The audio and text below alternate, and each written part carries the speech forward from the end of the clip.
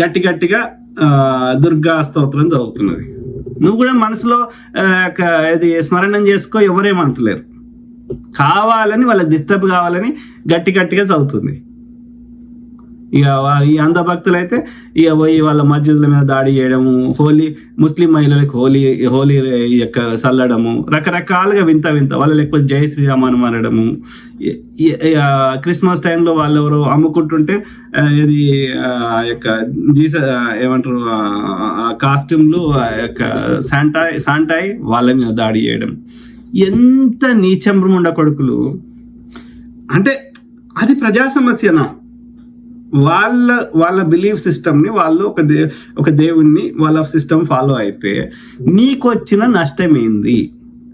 నీకు నచ్చిన దేవుణ్ణి నువ్వు దుర్గామాత కానీ, భవానీ మాత కానీ, నీకు శంభో హరహర శంకర కానీ, ఇంకేదైనా సరే నిన్ను మొక్కుకోంగా వాళ్ళు వద్దంటుర్రా?